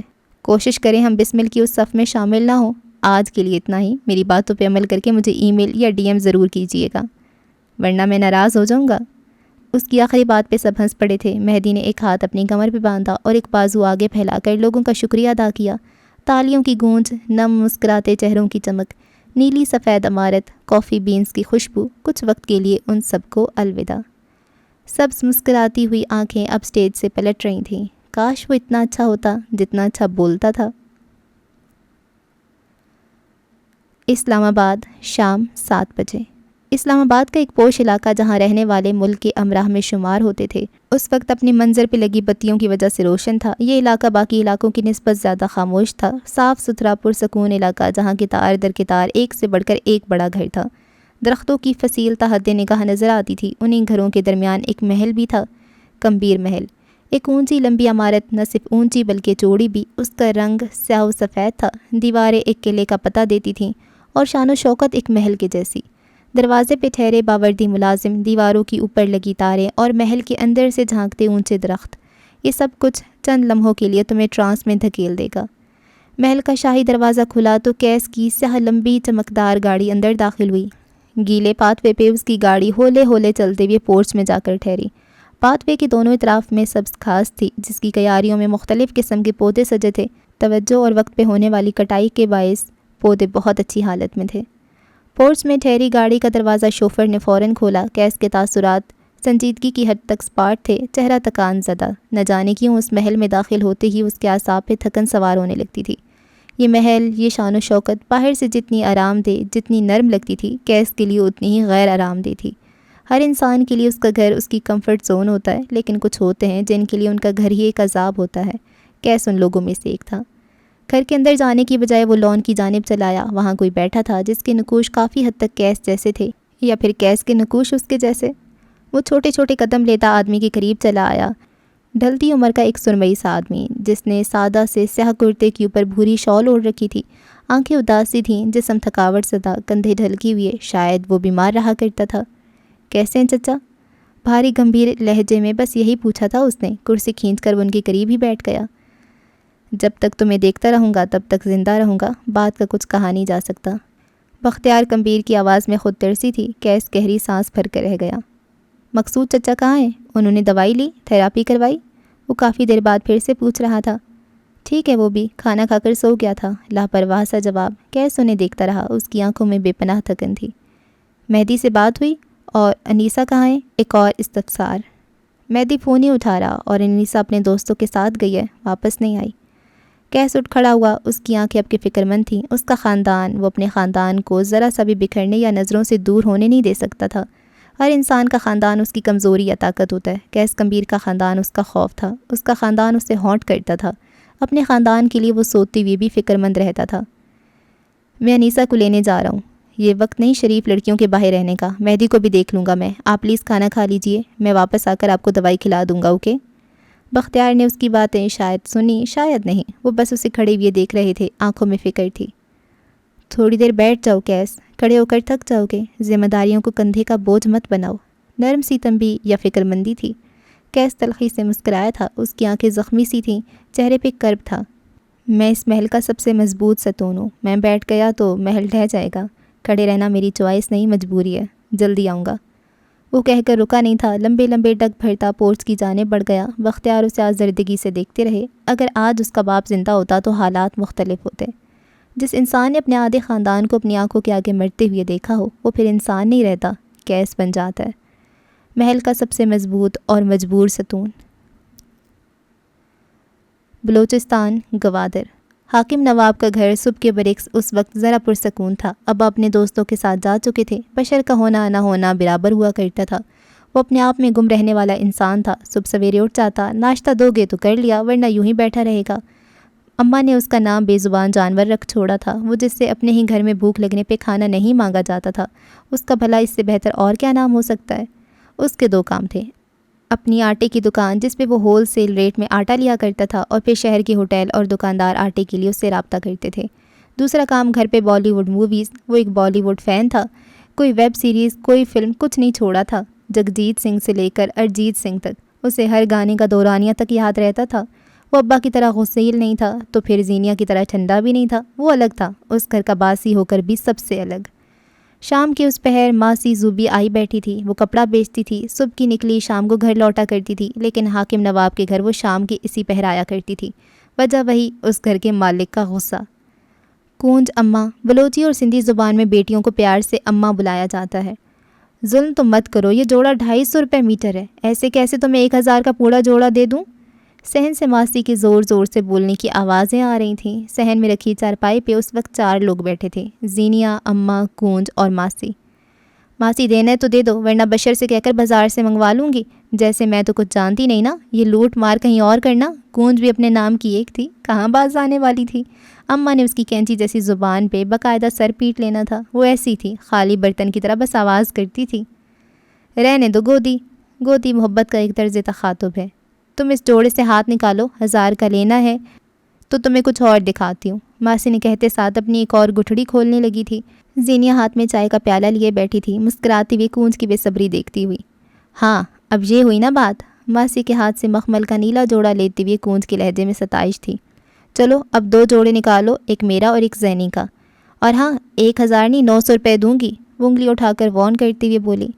ادی آمنہ دیکھو اب اپنی لڑکی کو، اپنی زبان سے مکر رہی ہے، بھلا مجھ غریب کے پیسے کھا کر اسے کیا ملے گا؟ وہی جو تم اس پٹھان کی بیوی کو جوڑے دگنی قیمت پہ دے کر ملتا ہے، کھولوں اب تمہارے پول؟ کونج تڑک کر بولی تو ماسی کی سیانی سی ہو گئی۔ اچھا ٹھیک ہے لے لو، 900 کا ہی لے لو۔ اس نے نیلا مخمل کا جوڑا کونج کی گود میں ڈالا تھا، ساتھ ہی ایک سبز زمرد کے رنگ والا جوڑا بھی نکالا۔ یہ زینی کے لیے۔ ماسی نے سبز جوڑا آگے کیا۔ ویسے کونج یہ نیلا جوڑا زینی پہ زیادہ اچھا لگے گا، اس کا رنگ دیکھو چمک رہی ہے، تم اس رنگ میں سانولی لگو گی۔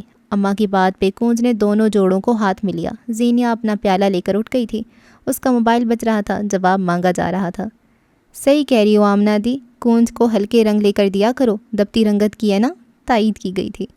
اچھا ٹھیک ہے، یہ والا زینی رکھ لے اور یہ والا میں، کونج خوش دلی سے بولی تھی چہکتے ہوئے۔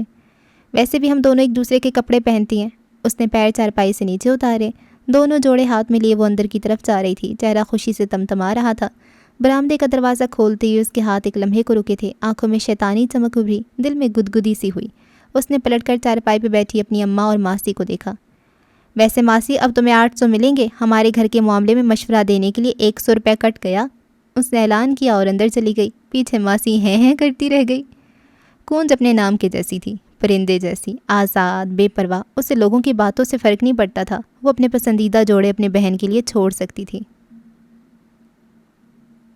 سینٹورینی کا قصبہ اویا، وہ کیفے جہاں کچھ دیر قبل لوگ تھے، کافی بینز کی مہک تھی، چاکلیٹ بار تھے، مہدی کمبیر تھا اور لوگ تھے۔ اب وہ کیفے خالی ہو چکا تھا، لوگ جا چکے تھے، کافی بننا بند ہو چکی تھی اور مہدی کمبیر وہ ابھی جانے ہی لگا تھا۔ یہ کیفے کا خارجی دروازہ تھا جہاں کھڑے ہو کر وہ کیفے کے اونر سے بات کر رہا تھا۔ خوبصورت سی دبلی پتلی یونانی عورت جو اپنے شوہر کے بعد اکیلی رہتی تھی، اس وقت وہ مہدی کے ساتھ کافی پینا چاہتی تھی، لیکن وہ شائستگی سے معذرت کر کے جانا چاہتا تھا اور تقریباً کامیاب بھی ہو چکا تھا۔ خاتون سے الوداع کہنے کے بعد وہ مقامی یوٹیوبر لڑکے کے ساتھ آگے بڑھ گیا تھا۔ لڑکے کا نام تھامس تھا۔ تم اکیلے گھر جاؤ گے تھامس؟ تمہاری دوست کہاں گیا ہے؟ سفید نیلی گلیوں میں چلتے ہوئے مہدی پوچھ رہا تھا۔ لڑکے نے سر جھٹکا تھا۔ میں تمہارے شکر گزار ہوں کہ تم نے میرے چینل کے لیے وقت دیا، توانائی دی، الفاظ دیے، لیکن بطور انسان تم نے میرے دوست کے ساتھ جو کچھ کیا ہے، میں شاید اب کبھی تمہیں معاف نہیں کر پاؤں۔ تمہارے دوست کے ساتھ کیا میں نے کیا ہے؟ مہدی یکدم پریشان ہو اٹھا، اس کے چہرے پہ حیرت تھی۔ بنو مت، تھامس نے بیزاری سے ہاتھ جھلایا۔ تم نے شام جب مائک اس کے سر پہ دے مارا، جانتے ہو 2 ٹانکے لگے ہیں اسے، بیچارہ میرا دوست۔ وہ ایک بار پھر افسردہ ہوا۔ مہدی کا چہرہ زرد ہونے لگا تھا، وہ سفید گلی کی اینٹوں والے فرش پہ ٹھہر گیا تھا۔ میں نے ایک آدمی کو زخمی کر دیا؟ اس کی آواز اس کی اپنی نہیں لگتی تھی، چہرے پہ ڈھیر ساری بے یقینی کے ساتھ گلٹ بھی تھا۔ خدا کی قسم میں نہیں جانتا یہ سب کیسے ہوا، اس کے لب ہولے سے پھڑپھڑائے تھے۔ میں تو اس نے پریشانی سے اپنے بالوں میں ہاتھ پھیرا، پھر ایک امید سے تھامس کو دیکھا جو عجیب سی نظروں سے اسے دیکھ رہا تھا۔ میں اس کے گھر جانا چاہتا ہوں، معذرت، معاوضہ، میں سب کرنے کو تیار ہوں۔ او خدایا، میں نے ایک آدمی کو زخمی کر دیا۔ بے یقینی تھی۔ پلیز مجھے اس کے گھر لے جاؤ، پلیز، وہ منت کرنے کے انداز میں بولا۔ تھامس نے گہری سانس لی۔ کچھ دیر بعد وہ اس زخمی لڑکے کے گھر میں تھا۔ گھر کے چھوٹے سے لان نما جگہ پہ سفید سنگی بینچ تھا جس کے درمیان نیلی میز رکھی تھی۔ زخمی لڑکا ولیم مہدی کے ساتھ سفید بینچ پہ بیٹھا تھا۔ کیا تم نے مجھے معاف کیا؟ دیکھو میں بس غصے میں تھا، ہاں میرا چیخنا چلانا ناجائز ہے، لیکن یہ اس نے انگلی سے لڑکی کے ماتھے کی طرف اشارہ کیا۔ میرا یہ مقصد ہرگز نہیں تھا، ایک انسان کا خون میری وجہ سے بہے، میں خود کو اس کے لیے کبھی معاف نہیں کر سکتا۔ وہ واقعی نادم تھا، اس کا لہجہ، اس کی جھکی گردن، آنکھوں کا گلٹ، سب چیخ چیخ کر گواہی دیتے تھے۔ وہ رحم دل اور دل انسانیت کا درد رکھنے والا انسان تھا۔ میں نے تمہیں معاف کر دیا، اور ویسے بھی تم نے یہ سب جان بوجھ کر تو نہیں کیا، ولیم نے مسکرا کر تسلی دی تھی۔ مہدی مسکرا بھی نہ سکا۔ تم اس وقت بس غصیل لگے تھے، میں جانتا تھا تمہیں اندازہ ضرور ہوگا، اور اب بار بار معافی مانگ کر مجھے خدا کے سامنے بھی شرمندہ مت کرو۔ وہ ہلکے پھلکے انداز میں بولا تو مہدی کو ڈھیر سارا بوجھ اپنے کندھوں سے سرکتا ہوا محسوس ہوا۔ یہ لو، اسی بات پہ کافی پیو۔ تھامس نے سفید چھوٹے کپ جن پہ نیلے نقش و نگار بنے تھے مہدی اور ولیم کے آگے پیش کیے۔ آخر اس شہر میں سب کچھ نیلا اور سفید کیوں تھا؟ یوں لگتا تھا جیسے ایک بھول بھلیاں سی ہو جس میں بس نیلا اور سفید رنگ ہو، لیکن یہ بھول بھلیاں بے حد خوبصورت تھی، اتنی کہ اس میں کھو جانے کا دل کرے۔ گو کہ تم نے مجھے معاف کر دیا ہے، لیکن پھر بھی ازالے کے طور پر تمہارے ساتھ ایک اور جگہ سپیچ دوں گا، صرف اور صرف تمہاری یوٹیوب چینل کے لیے۔ گرم کافی کا کپ اٹھاتے ہوئے مہدی نے ایک اعلان کیا تھا۔ تھامس اور ولیم کی خوشی کا تو مانو کوئی ٹھکانہ نہ رہا ہو، اور ان کو اس طرح خوش دیکھ کر مہدی کے دل کا بوجھ ہٹتا چلا گیا۔ اچھا مجھے اپنا ہاتھ دکھاؤ۔ ہمارے یہاں ہاتھ پڑے جاتے ہیں، میں تمہیں بتاؤں گا تمہارا اگلا سفر کیا ہے۔ ولیم کی بات پہ مہدی نے مسکراتے ہوئے کپ میز پہ رکھا اور اپنا ہاتھ اس کے آگے کیا۔ ولیم نے اس کی ہتھیلی پہ انگریزی سے حروف ایم لکھا اور مٹھی بند کر دی۔ چند لمحے بعد اس نے مہدی کی مٹھی کھولی۔ وہ ہلکا سا پریشان ہوا تھا۔ تمہیں پیدا ہونے پہ کوئی اور نام دیا گیا تھا؟ یہ نام تمہارا بخت نہیں بتا رہا، سب گڈ مڈ ہے۔ مہدی ایک بار پھر مسکرایا تھا۔ میرا پہلا نام انگریزی کے حرف اے سے شروع ہوتا ہے، لیکن اب وہ میرا نام نہیں ہے، اس نے زور دیا۔ ولیم کے کندھے ڈھیلے پڑے۔ اس نے اب انگلی سے مہدی کی ہتھیلی پہ اے لکھا۔ تمہارا اگلا سفر محبت ہے۔ مہدی اس کی بات پہ زور سے ہنسا تھا۔ وہ دونوں یونانی بھی ہنسے تھے۔ اب وہ اسے کچھ اور بھی بتا رہا تھا۔ مہدی دلچسپی سے سن رہا تھا۔ اس کا پہلا تاثر ایک بدمزاج، مغرور اور ظالم انسان کا تھا، لیکن اس کا اصل ایک نرم گفتار، ہمدرد اور رحم دل تھا۔ کہا تھا نا، پہلے تاثر کبھی سچ نہیں ہوتے۔ گوادر، بلوچستان۔ یہ ایک چھوٹے سے کچن کا منظر ہے جہاں سنک پہ ایک طرف چولہا رکھا تھا اور دوسرے کونے میں مرچ مسالوں کے ڈبے۔ کچن کا فرش چپس کا تھا اور دیواروں میں بس 3 کیبنٹ لگے تھے۔ فرش پہ رکھی چوکی پہ اس وقت اماں بیٹھی تھیں۔ زینی آخر تم ایسی حرکتیں کیوں کرتی ہو؟ کیوں تم دونوں بہنیں مجھے عاجز کیے ہوئی ہو؟ سبزی بناتی آمنہ بی بی اس وقت واقعی اپنی اولاد سے عاجز لگتی تھیں۔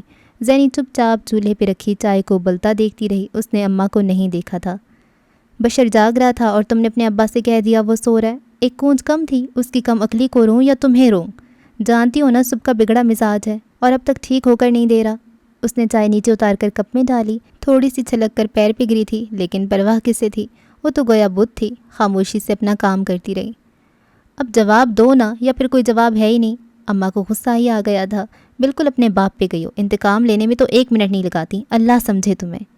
وہ بیزاری سے کہتی سبزی کا ٹوکرا وہیں چھوڑ کر باہر نکل گئی تھیں۔ زینیا کپ تھامے وہیں کھڑی رہی۔ اس کی سنہری آنکھیں خاموش تھیں۔ ہاتھ میں پکڑا گرم بھاپ اڑاتا مگ۔ اس وقت اسے کچھ فرق نہیں پڑ رہا تھا۔ وہ انتقام لے کر بھی خوش کیوں نہیں تھی؟ وہ اپنے خیالوں میں تھی جب بشر کی قدموں کی چاپ سنائی دی۔ زینیا یوں ہی کھڑی رہی۔ وہ اندر آیا، اس کے ہاتھ سے چائے کا کپ لے لیا۔ آدھے گھنٹے سے چائے کا کہا ہے زینی، کہاں غائب ہو؟ اس کا لہجہ ہلکا پھلکا تھا۔ بشر کو غصہ بہت کم آتا تھا، اگر آتا بھی تھا تو بہنوں پہ نہیں اتارا کرتا تھا۔ اماں کو بتا کیوں نہیں دیتی؟ اس کے ساتھ کھڑے ہوتے ہوئے بولا۔ نظریں زینیا کے چہرے پر جما دیں۔ وہ سنجیدہ تھا۔ زینی تھکی ہوئی۔ زینی نے تھکی تھکی آنکھیں اٹھا کے اسے دیکھا۔ بتانے کو کیا ہے؟ یہی کہ تم نے ابا سے کوئی انتقام نہیں لیا، بلکہ تم نے تو جو کچھ کیا ان کی بھلائی کے لیے کیا۔ زینیا اسے چپ کروانا چاہتی تھی، لیکن چاہنے سے کیا ہوتا ہے؟ میں جانتا ہوں ابا کو ڈاکٹر نے واقع بتائی ہے، ورنہ ان کا شوگر اسی طرح ہائی رہے گا، اور اگر شوگر ہائی رہا تو ان کی ٹانگ پہ کچھ عرصہ قبل لگنے والا زخم ناسور بن سکتا ہے، اور ابا تو واک کرتے ہی نہیں، پھیکی چائے ان سے پی نہیں جاتی۔ ایسے میں تم نے ان بے دخل نواب صاحب کے لیے کچھ نہ کچھ تو کرنا تھا نا۔ وہ آخر میں اس طرح سے بولا تھا کہ زینیا ہنس پڑی تھی۔ وہ ایسا ہی تھا، بہنوں کو ہنسانے کے لیے کافی کچھ سہ جاتا اور کر جاتا تھا۔ ابا سے اتنا پیار کیوں کرتی ہو زینی؟ وہ چائے کو ہونٹوں سے لگاتے ہوئے بولا تھا۔ اس کا لہجہ سادہ تھا۔ زینیا نے آنکھیں بند کر کے کھولیں۔ کیونکہ وہ مجھ سے پیار نہیں کرتے۔ اس کے لبوں سے چند الفاظ آزاد نہ ہو سکے۔ انسان کی فطرت ہوتی ہے ادا، جو چیز اس کے لیے نہیں ہوتی اس کی خواہش میں خود کو تھکا کے رکھتے تھے۔ اگر ابا مجھ سے پیار کرتے ہوتے تو میں ان سے اتنی محبت نہ کرتی۔ اس نے کہا نہیں، بس سوچ کر رہ گئی۔ ابا سے کون محبت نہیں کرتا؟ سوال کے بدلے سوال۔ بشر گہری سانس بھر کر رہ گیا۔ جانے دو، میں تمہارے جیسا نہیں ہوں، میرے پاس اتنا دماغ نہیں ہے۔ وہ باہر نکل گیا تھا۔ یہ اس کا نیٹ فلکس ٹائم تھا۔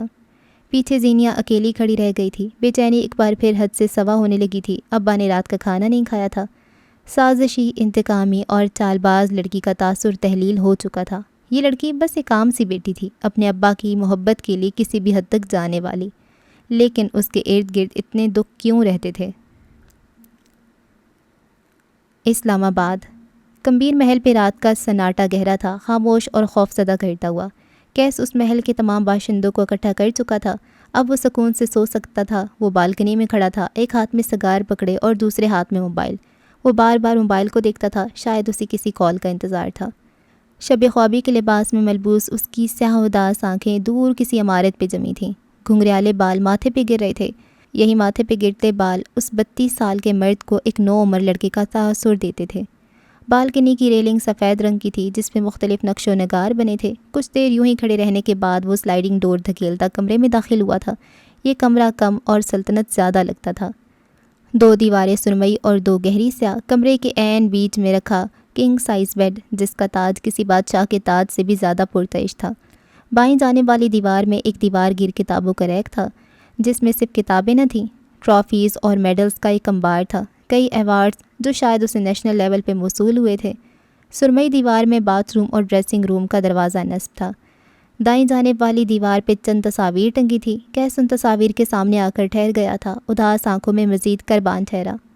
وہ پرانی تصاویر تھیں، ان تصاویر میں ایک آدمی تھا ہو بہو کیس جیسا، وہی اٹھان، وہی رنگت، وہی نقوش، لیکن اس کی آنکھیں مختلف تھیں، ان میں چمک اور زوم تھا، تھوڑا بہت غرور بھی۔ ماتھرا باز یاد کھناغا، میں آپ کو یاد کرتا ہوں۔ وہ مرد کی تصویر پہ ہاتھ پھیرتے ہوئی یاسیت سے بولا تھا، وہ اس کا باپ تھا، زمان کمبیر۔ چند لمحہ اس تصویر کو دیکھتے رہنے کے بعد کیس نے آنکھیں بند کر کے کھولی تھیں۔ بہت کچھ تھا جو یاد آیا تھا، اور اس کا چہرہ دیکھ کر کوئی بھی بتا سکتا تھا کہ یہ یادیں خوشگوار نہیں تھیں۔ اب وہ دوسری تصویر کو دیکھ رہا تھا، اس میں 5 لوگ تھے، زمان، ان کی بیوی اور 3 بچے۔ سب سے بڑے لڑکے کے بال گھنگریالے تھے، دوسرا لڑکا سیدھے بالوں والا معصوم سا تھا، اور تیسری لڑکی تھی جسے گھنگریالے بالوں والے لڑکے نے ہاتھوں میں اٹھا رکھا تھا۔ اگر آج تم زندہ ہوتے تو مہدی جتنے ہوتے، وہ سیدھے بالوں والے لڑکے سے کہہ رہا تھا، اداس مغموم مسکراہٹ۔ تم میرے بھائی تھے، میرا بازو، میری طاقت، تم نے دنیا سے جانے میں بہت جلدی کر دی۔ کیس کی سیاہ آنکھیں اس وقت سرخ ہونے لگی تھیں۔ کئی سال پرانا واقعہ یاد کر کے آج بھی دل دکھتا تھا، روح زخم ہوتی تھی۔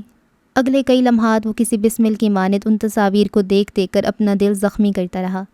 اسی لمحے اس کا موبائل تھرتھرایا تھا، زوں زوں کی چنگھاڑتی آواز اسے اپنے حواسوں میں لائی تھی۔ اس نے موبائل ہاتھ میں لے کر اونچا کیا۔ پرزنر ٹو بی کالنگ کے الفاظ جگمگائے۔ کیس نے موبائل کان سے لگایا، آگے سے کچھ کہا گیا تھا، کیس نے آنکھیں بند کر لیں، یوں گویا الفاظ کو روح تک اتار رہا ہو۔ اس نے بات سنی، کال کاٹی اور پھر ڈریسنگ روم کی جانب بڑھ گیا۔ اب کے انداز میں عجب سرشاری تھی۔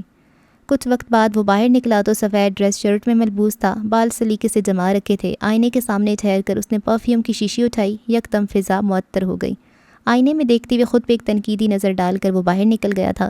اس کی چال مسرور تھی، کندھے ہلکے، ہر بوجھ سے خالی۔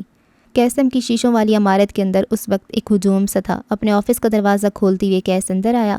اندر کا منظر روح کھینچنے والا تھا۔ اس کی سیکریٹری اور آفس کے چند ڈیزائنرز کونے میں کھڑے تھے۔ ولید کو 4 گارڈز نے تھام رکھا تھا، وہ چلا رہا تھا، اپنے حق میں صفائی دے رہا تھا۔ اس کا چہرہ سرخ تھا، ہتک سے، غصے سے۔ کیس کو آتے دیکھ اس کا سانس بحال ہوا تھا۔ ایک جھٹکے سے خود کو آزاد کرواتے وہ آگے آیا، دھواں دھواں ہوتے چہرے سے کیس کے قریب آ کر رکا۔ کیس، انہیں بتاؤ کہ مجھے یہاں تم نے بھیجا تھا۔ تمہیں سمر کلیکشن کے ویژولز چاہیے تھے نا، ہے نا؟ کیس بتاؤ، یہ لوگ مجھے وسل بلوور سمجھ رہے ہیں۔ بولو کیس، بتاؤ کچھ۔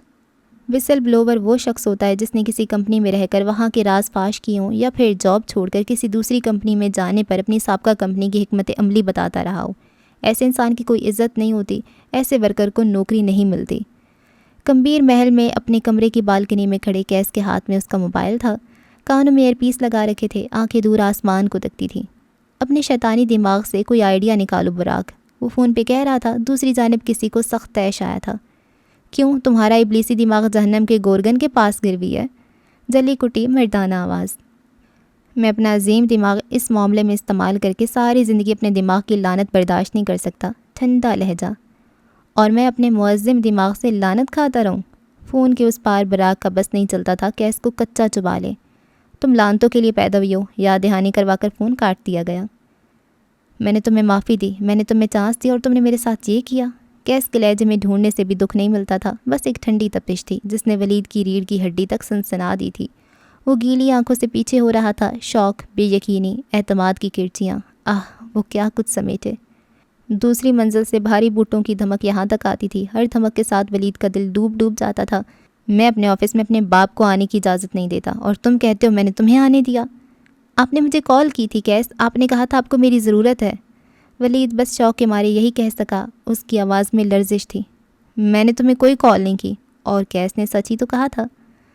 چند منٹ قبل وہ گاڑی کی پچھلی سیٹ پہ بیٹھا تھا، موبائل سیٹ پہ دھرا تھا، اور گاڑی میں براق نامی شخص کی آواز گونج رہی تھی۔ کام ہو گیا کیس؟ وہ پرجوش تھا۔ کام کی بات پر آؤ براق، تمہاری بھدی آواز میں بس اپنے فائدے کی خاطر سن سکتا ہوں۔ قدرے بیزار لا تعلق لہجہ، براق نے دل ہی دل میں 100 گالیاں دی ہوں گی اسے۔ ہاں تو میں نے یہ کیا کہ جب ولید کام چھوڑ ریسٹ روم گیا تو اس کے موبائل میں اس کے ڈرائیور کے نمبر کو کیس کے نمبر سے سیو کیا اور پھر اسی نمبر سے اسے کال کی. بات میں نے کی, اسے تمہارے آفس آنے کو کہا. بک بھی چکو, کیس نے اکتاہٹ سے روکا. اچھا سنو, تو جب وہ تمہارے آفس گیا تو اسی وقت میں نے تمہیں کچھ ویژولز بھیجنے کا کہا, تم نے بھیج دیں. لیکن لہک لہک کر بات کرتا وہ اس وقت زہر سے بھی بدتر لگ رہا تھا. میں جانتا ہوں ڈیزائن تم نے بھیجے, تم جانتے ہو ڈیزائن تم نے بھیجے, کمیونٹی تو نہیں جانتی نا. میں نے ٹویٹ کر دیا #وسل بلور. ساتھ ولید کے تمہارے آفس میں داخل ہونے کی CCTV بھی لگا دی ہے. اب کم از کم اس پورے ملک میں اسے کوئی اپنے ساتھ نہیں رکھے گا. وہ اپنی ہی بات پہ کہکا مار کر ہنسا تھا. کیس نے باقاعدہ اپنے کانوں پہ ہاتھ رکھ لیے. میں نے اتنا گھٹیا پلان اپنی زندگی میں نہیں سنا. میں اپنے کانوں سے معذرت خواہ ہوں. کیس نے ایک بار پھر کال کاٹ دی. اب کی براق نے اسے 200 گالیاں دی تھیں اور وہ بھی دل میں نہیں. بوٹو کی دھمک تھم گئی تھی. پولیس اہلکار اب کیس کے آفس کا دروازہ کھول اندر آئے تھے. کیس نے ایک نظر آفیسرز کو دیکھا اور پھر سہمے ہوئے ولید کو. اس کی آنکھوں میں التجا تھی. یہ وہ وقت تھا جب فرشتہ اسے بچا سکتا تھا. شام تک میڈیا میں اس کے وسل بلوور ہونے کی خبر آگ کی طرح پھیل جانی چاہیے. کیس بے تاثر لہجے میں افسر سے کہہ رہا تھا, سر لیکن یہ آدمی کیس کر سکتا ہے, ثبوت بےحد پختہ نہیں ہے. SHO نے اپنی رائے پیش کی. کیس مسکرایا تھا. FIR میں لکھو کہ میرے آفس سے لاکھوں کا کیش غائب ہے, 2 ہیرے کی انگوٹھیاں اور ایک گھڑی بھی. اس کی بیوقوف بیوی بینک سے ساری جمع پونجی لا کر تمہارے ہاتھ پہ رکھ دے گی. کوئی اور وکیل کسی کنگلے کا کیس نہیں لڑتا. دھیمی سرگوشی. افسر نے خوشی سر ہلایا تھا. کیس مجھے بچا لو, خدا کا واسطہ ہے مجھے بچا لو. ولید کو گویا اب ہوش آیا تھا. میرے خاندان میں میرے کیس کی پیروی کرنے والا بھی کوئی نہیں. اللہ کا واسطہ بچا لو کیس. وہ افسروں کے نرغے میں چلا رہا تھا. اہلکار اسے گھسیٹ کر ساتھ لے جا رہے تھے. کیس خدا کے لیے بچا لو, میری بیوی ان پڑھ ہے, میرا کوئی نہیں ہے, میرے بچوں کا کوئی نہیں ہے, خدا کے لیے مجھے بچا لو. ولید کو آفس کے باہر لے جایا جا رہا تھا. اس کی آوازیں, اس کی دہائیاں کسی بھی انسان کا دل پگھلا سکتی تھی, لیکن کیس شاید انسان نہیں تھا. آپ نے کہا تھا آپ کسی کی نوکری نہیں کھاتے. کیس کے عقب میں کھڑی اس کی سیکرٹری تعصب سے کہہ رہی تھی. کیس نہیں پلٹا. کیس نوکریاں نہیں کھاتا, کیس کریئر کھاتا ہے. حدیبہ کو اس سے خوف آیا تھا. ولید کی مدھم چیخیں موسیقی ہی تو تھیں. کیس آنکھیں موندے سکون سے ان آوازوں کو سنے گیا. اس کا پہلا تاثر ایک فرشتے کا تھا, اور تم نے فرشتوں کو کبھی زمین پہ نہیں دیکھا ہوگا. گوادر بلوچستان. گوادر صوبہ بلوچستان کا ایک اہم تجارتی شہر ہے. سی پیک منصوبے کی وجہ سے گوادر کی اہمیت مزید بڑھ چکی ہے. یہ شہر اپنے طلوع و غروب آفتاب کے مناظر, شفاف سمندر اور مچھلیوں کی ایک وافر مقدار کی فراہمی کے لیے مشہور ہے. گوادر کئی برس قبل عمان نامی ملک کا حصہ رہا تھا, لیکن موجودہ دور میں یہ پاکستان کا گولڈن بوائے ہے.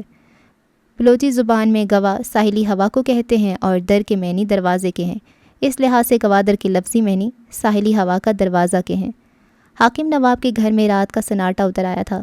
گرد و نواح کے گھروں سے اس پہر کوئی آواز نہیں آتی تھی. گاؤں کے لوگ جلدی سو جایا کرتے ہیں, لیکن اب کچھ گاؤں ایسے تھے جن میں نوجوانوں کو موبائل فونز کی لت پڑ چکی تھی. ایسے میں گاؤں کے چند گھروں میں بھی آدھی رات جاگتی تھی اور دن چڑھے تک سویا جاتا تھا. کہانی اس وقت دادی کے کمرے میں چل رہی ہے. دادی, جو کہ عام دادی نہ تھیں, جن کا کام بہوؤں پہ تنقید کرنا اور اپنے پرانے زمانے کو یاد کر کے آہیں بھرنا ہوتا تھا. دادی گنج بخت مختلف تھیں. ان کو لالی ووڈ کے ہر ہیرو ہیروئن کے بیوی بچوں سے لے کر ان کے چکر تک کا حساب رکھنے کا بے حد اشتیاق تھا.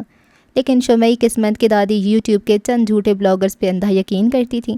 اگر انہوں نے تھمبنیل پہ لکھ دیا کہ دیکھیے فلاں اداکار کی شرمناک حرکتیں, تو دادی مان لیتی تھی کہ ویڈیو میں کوئی نہ کوئی شرمناک منظر ضرور ہوگا. اگر ویڈیو میں لکھا ہوتا کہ دیکھیے کس طرح شاہین شاہ نے ہندوستانی اداکارہ کو محبت کا جواب محبت سے دیا, تو دادی مان لیتی تھی. اب یہ بات الگ ہے کہ شاہین شاہ اس اداکارہ کو جانتا تک نہیں ہوگا. اس وقت دادی اپنے پلنگ پہ بیٹھی تھیں. نماز پڑھ کر ابھی فارغ تو ہوئی تھیں. دوپٹہ ابھی تک نماز کے سٹائل میں اوڑھ رکھا تھا. ہاتھ میں کونچ کا موبائل تھا اور انگلیاں یوٹیوب پہ آتی ویڈیوز آگے پیچھے کر رہی تھیں. دفتن وہ ایک جگہ رکی تھی. ہمایوں سعید کی خون سے لت پت تصاویر اور ویڈیو کا تھمبنیل تھا ہمایوں سعید اپنی اہلیہ سمیت جاں بحق. دادی کے مانو ہال پڑ گئے. انہیں پڑھنا نہیں آتا تھا, بس تصاویر سے اندازہ لگا لیتی تھی. کونجا, ارے او کونجا, ادھر آؤ ذرا میری گودی, کونجا. وہ زور زور سے اسے آوازیں دینے لگی تھیں. کونج بھی فوراً آ دھمکی تھی. ہاتھ میں وہی زمرد اور نیلے رنگ کے جوڑے تھے. دادی کو تو دکھانے تھے نا.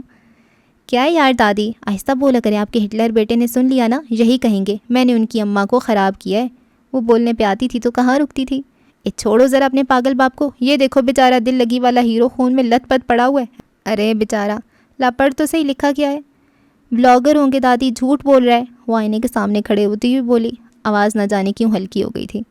تم جھوٹی ہوگی، یہ بچہ کبھی جھوٹ نہیں بولتا، شکل سے ہی دیکھو کتنا معصوم لگتا ہے، تمہاری تو شکل پہ لکھا ہے جھوٹی۔ وہ یوٹیوب کے چینل اونر کو اپنی پوتی پہ ترجیح دے رہی تھیں۔ دادی اپنی رو میں کہے گئیں۔ اس بات سے انجان کہ کونج کے تاثرات بدل چکے تھے۔ وہ آئینے میں سامنے کھڑی کسی غیر مرئی نقطے پر نظر جمائے ہوئے تھی۔ دادی نے بالآخر ویڈیو کھول لی تھی۔ ذرا دیکھیں تو ایکسیڈنٹ ہوا کیسے؟ کونج نے دوپٹہ اتار کر سنگھار میز پہ رکھا اور بال کھول دیے۔ اس کے بال اچھے تھے، نہ زیادہ گھنے نہ زیادہ پتلے، بس کندھوں سے ذرا نیچے تک آتے سیدھے ریشمی بال۔ اس نے اپنا چہرہ دیکھا، عام سانولا رنگ، پتلی ناک، آنکھیں سیاہ تھیں جن کی پلکیں مڑی ہوئی تھیں، بھویں موٹی تھیں، غور سے دیکھنے پہ جڑی ہوئی لگتی تھیں لیکن تھی نہیں، لمبی گردن، نقش اچھے تھے، خوبصورت، لیکن پھر بھی وہ خوبصورت کیوں نہیں لگتی تھی؟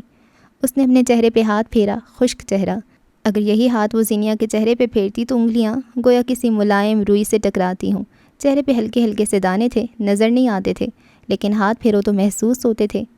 لو دیکھو بھلا، پچھلی بیوی نے حملہ کروایا بیچارے پہ، دادی تعصب سے بول رہی تھیں۔ کونج نہیں سن رہی تھی، اسے اس وقت کچھ سنائی نہیں دے رہا تھا۔ اس نے آہستگی سے میز پہ دھرے دونوں جوڑوں کو ہاتھ میں بھرا، پھر ایک جوڑے کو اپنے بائیں کندھے پہ ڈالا۔ وہ نیلا جوڑا تھا۔ دبتی رنگت مزید دب گئی، اس کے دل کو دھکا سا لگا تھا، آنکھیں نم ہوئیں۔ زمرد رنگ کا جوڑا بائیں کندھے پہ لگا۔ وہ ایک بار پھر شیشے میں خود کو دیکھا، رنگت میں البتہ کوئی فرق نہیں آیا تھا۔ وہ جانتی تھی یہ جوڑا پہن کر بھی وہ اچھی نہیں لگے گی۔ وہ یاسیت سے خود کو آئینے میں تکتی گئی۔ دبلی پتلی لڑکی، دبتا رنگ، ڈھل کے ہوئے کندھے، اسی لمحے اس کا وجود آئینے سے ہٹ گیا۔ وہاں زینیا آ گئی، اونچا قد، صاف رنگت، پورے لمبے بال، چوڑے کندھے۔ وہ عام جوڑے میں بھی حسین لگتی تھی، اسے بناؤ سنگھار کی ضرورت نہیں پڑتی تھی۔ آپ صحیح کہتی ہیں دادی، میں جھوٹی لگتی ہوں۔ ہلکی شکستہ آواز۔ میں جھوٹ بول کر بھرم رکھتی ہوں۔ میں نیلے جوڑے کو چھوڑ کر زمرد رنگ رکھ لیتی ہوں، اس لیے نہیں کیونکہ مجھے قربانی دینے کی عادت ہے، بلکہ اس لیے کیونکہ میں جھوٹی ہوں۔ اگر میرا رنگ صاف ہوتا تو میں بھی اپنے پسند کے جوڑے پہنتی۔ ایک آخری نظر نیلے جوڑے پہ حسرت سے ڈالتے ہوئے اس نے جوڑا کندھے سے اتار دیا تھا۔ آنکھوں میں چمک واپس آ گئی تھی، لیکن دل کا بجھ جانا، کوئی اس دل کے بجھ جانے کا کیا کرے؟ ارے کونج آ جا ادھر، دل لگی والے ہیرو کا لسٹاگرام دیکھ ذرا۔ دادی کی پکار پہ وہ پلٹ آئی، دوپٹہ کندھوں پہ دوبارہ اوڑھ لیا، جوڑے یوں ہی میز پہ دھرے چھوڑ وہ اب دادی کے ساتھ پلنگ پہ بیٹھی تھی۔ ایک ہاتھ سے چھیلی ہوئی مونگ پھلیاں پھانکتی، اس کی انگلیاں موبائل پہ تیز تیز حرکت کر رہی تھیں۔ سچ شکر کہ ہمایوں سعید نے آخری سٹوری چند منٹ قبل ہی اپلوڈ کی تھی، ورنہ دادی ضرور کل تک کراچی جا کر ہمایوں کے گھر پرسہ دے آتیں۔ اس کے سامنے چہرے پر موبائل کی روشنی پڑ رہی تھی۔ اس کا پہلا تاثر ایک بھولی بھالی، قربانیاں دینے والی اور اپنی پسند کے جوڑے سے دستبرداری دینے والی لڑکی کا تھا، لیکن اس کا اصل کمپلیکسڈ، دل مارنے والی لڑکی اور لوگوں کی باتیں دل پہ لے لینے والی لڑکی کا تھا۔ پہلا یا آخری تاثر جیسا بھی ہو، انسان کا اصل ہمیشہ اس کے ساتھ رہتا ہے۔ اچھا جی، فرسٹ ایپیسوڈ کو ہم یہاں پہ اینڈ کرتے ہیں۔ اس کا جیسے چیپٹر کا نام تھا نا تاثر، تو بالکل ایسے ہی ہوا ہے۔ جس کا جو پہلا تاثر تھا وہ اس کے بالکل اپوزٹ تھا۔ اچھا، اب تک جو مجھے سمجھ آیا ہے کہ دو فیملیز ہیں، ایک ہے ان کی بلوچستان میں رہنے والی فیملی، یہ دو بہنیں اور ایک بھائی ہے، اور ان کے بابا ہیں اور ماما ہیں اور دادی ہیں، اور جو دوسری فیملی ہے وہاں پہ ایک چچا ہے اور بھتیجا ہے، بھتیجے کے بھائی ہے مہدی، بھتیجے کا نام کیس ہے اور اس کے بھائی کا نام مہدی ہے اور ان کی بہن کا نام انیسہ ہے۔ ہاں، فی الحال تو یہی کچھ سمجھ آیا ہے، اور اب جیسے جیسے کہانی آگے بڑھے گی تو اور کچھ سمجھ آئے گا نا۔ فی الحال ان کا کوئی لنک نہیں ہے ان دونوں فیملیز کا آپس میں، اور بڑے ہی کمپلیکیٹڈ سے کردار ہیں، لیکن مزہ آئے گا انشاءاللہ، کیونکہ کہانی بہت مزے کی ہے، میں نے سنا ہے، ابھی خود تو نہیں پڑھی۔ خیر، تو آپ نے کیا کرنا ہے، آپ نے صرف یہ کرنا ہے کہ چینل کو سبسکرائب کر دینا ہے تاکہ آپ کو نیکسٹ ایپیسوڈ یا پھر جو بھی اپڈیٹس ہیں ناول کی وہ ملتی رہا کریں۔ آسانی ہے نا، اور ویڈیو کو لائک کر دیں۔ جب ویڈیو لائکس بڑھتے نا تو میرا خون بڑھ جاتا ہے، اور مجھے کامنٹس میں بتائیں آپ کو کیا لگتا ہے کہ کون کیسا ہونے والا ہے۔ اور ایک بات، اگر آپ نے یہ ناول پڑھ رکھا ہے تو پلیز پلیز پلیز کامنٹس میں اوروں کو سپوائلر نہیں دینے اور نہیں بتانا کہ یہ ہے یہ ہے، کسی کا سسپینس خراب نہیں کرنا، ورنہ میں فوراً سے بلاک کر دیتی ہوں۔ دعاؤں میں یاد رکھیں۔ اللہ حافظ۔